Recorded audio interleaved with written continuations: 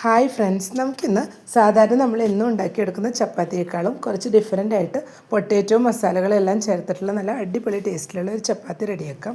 ഈ ചപ്പാത്തി നമുക്ക് കറികളുടെ കൂടെയും കറികളില്ലാതെ റോൾ ചെയ്ത് കഴിക്കാനും എല്ലാം നല്ല ടേസ്റ്റാണ്. സാധാരണ നമ്മൾ ഉണ്ടാക്കുന്ന മസാല ഫില്ല് ചെയ്തിട്ടുള്ള ചപ്പാത്തിയേക്കാളും ഉണ്ടാക്കിയെടുക്കാൻ ഇത് വളരെ എളുപ്പമാണ്. ആലു മസാല ചപ്പാത്തി ഉണ്ടാക്കാനായിട്ട് ഇപ്പോൾ ഒരു ബൗൾ എടുത്ത് വെച്ചിട്ടുണ്ട്. ഇതിലോട്ട് ആദ്യം 2 കപ്പ് ആട്ട ഇട്ട് കൊടുക്കാം.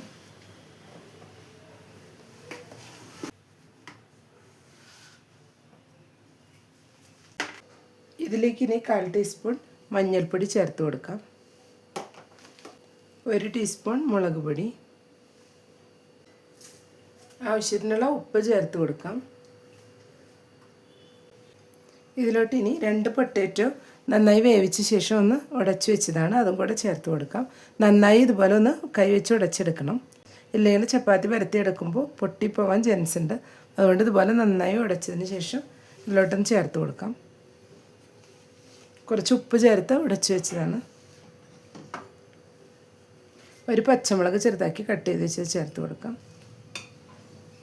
അല്പം മല്ലിയില പൊടിയായി കട്ട് ചെയ്ത് വെച്ചതാണ്, അതും കൂടെ ചേർത്ത് കൊടുക്കാം. ഇതിലേക്ക് 1 ടേബിൾ സ്പൂൺ ഗീ കൂടെ ചേർത്ത് കൊടുത്തിട്ടുണ്ട്. ഗീക്ക് പകരം നമുക്ക് ഓയിൽ വേണമെങ്കിലും ചേർത്ത് കൊടുക്കാം. ഇനി എല്ലാം കൂടെ ഒന്ന് നന്നായി മിക്സ് ചെയ്തെടുക്കാം. നന്നായി തന്നെ കൈവച്ചൊന്ന് മിക്സ് ചെയ്ത് കൊടുക്കണം. അപ്പോഴാണ് പൊട്ടാറ്റോ എല്ലാം നന്നായി ആട്ടയുടെ കൂടെ ഒന്ന് മിക്സായി വരുന്നത്. ഇപ്പോൾ എല്ലാം കൂടെ ഒന്ന് മിക്സ് ചെയ്തെടുത്തതിലോട്ട് അല്പം വെള്ളം ഒഴിച്ച് കൊടുത്തിട്ടുണ്ട്.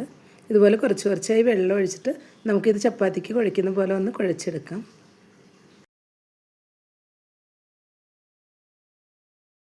ഇപ്പോൾ എല്ലാം കൂടി നന്നായി തന്നെ ഒന്ന് കുഴച്ചെടുത്തിട്ടുണ്ട്. ഇനി ഇതൊരു 10 മിനിറ്റ് ഒന്ന് മൂടി വയ്ക്കാം. അപ്പോഴേക്കും മാവ് നല്ല സോഫ്റ്റായി കിട്ടും. ഇപ്പോൾ ഒരു 10 മിനിറ്റ് ആയിട്ടുണ്ട്. ഡോ ഇപ്പം നല്ല സെറ്റായി വന്നിട്ടുണ്ട്, നല്ല സോഫ്റ്റായി കിട്ടിയിട്ടുണ്ട്. ഇനി നമുക്കിത് ഓരോന്നായിട്ട് പരത്തിയെടുക്കാം. ആദ്യം നമുക്കിതൊന്ന് റോൾ ചെയ്തെടുക്കാം. ചപ്പാത്തി പരത്തിയെടുക്കുമ്പോൾ കല്ലിൽ ഒട്ടിപ്പിടിക്കാതിരിക്കാനായിട്ട് കുറച്ച് പൊടി കൂടെ ഒന്ന് തൂവി കൊടുക്കാം. ഇനി സാധാരണ ചപ്പാത്തി നമ്മൾ പരത്തിയെടുക്കുന്ന അതേ രീതിയിൽ തന്നെ ഇതൊന്ന് പരത്തിയെടുക്കാം. ഇതുപോലെ പരത്തി കൊടുക്കുമ്പോൾ ഒട്ടും തന്നെ പൊട്ടിപ്പോവാതെ നല്ല കറക്റ്റായിട്ട് തന്നെ നമുക്കിത് കിട്ടും. പൊട്ടാറ്റോ എല്ലാം നന്നായി ഉടച്ച് ചേർത്ത് കൊടുത്തുകൊണ്ട് തന്നെ പൊട്ടിപ്പോവാതെ നല്ല രീതിയിൽ ഇതുപോലെ ഒന്ന് പരത്തിയെടുക്കാം.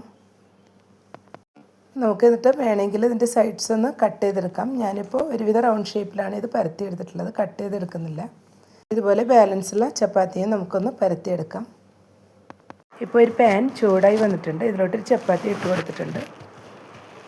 അല്പം ഗീ ഒന്ന് അപ്ലൈ ചെയ്ത് കൊടുക്കാം. ഗീക്ക് പകരം ഓയിൽ വേണമെങ്കിലും നമുക്ക് അപ്ലൈ ചെയ്യാം. ഞാനിപ്പോൾ ഗീയാണ് അപ്ലൈ ചെയ്ത് കൊടുത്തിട്ടുള്ളത്.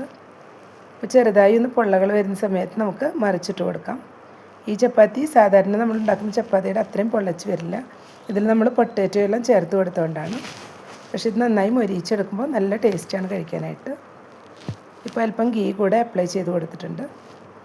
ഇനി ഒന്നുകൂടെ ഒന്ന് മറിച്ചിട്ട് കൊടുത്ത് 2 സൈഡും ഇതുപോലെ തിരിച്ച് മറിച്ചിട്ട് നന്നായി ഒന്ന് മൊരിയിച്ചെടുക്കണം. ഇതുപോലെ ജസ്റ്റ് ഒന്ന് പ്രസ് ചെയ്ത് കൊടുത്ത് 2 സൈഡും നന്നായി തന്നെ മൊരിയിച്ചെടുക്കണം. ഇപ്പോൾ ചപ്പാത്തി ഇവിടെ നന്നായി തന്നെ കുക്കായി വന്നിട്ടുണ്ട്. ഇനി ഇതൊരു പ്ലേറ്റിലോട്ട് മാറ്റാം. ഇതുപോലെ ഓരോ ചപ്പാത്തി നമുക്ക് ചുട്ടെടുക്കാം.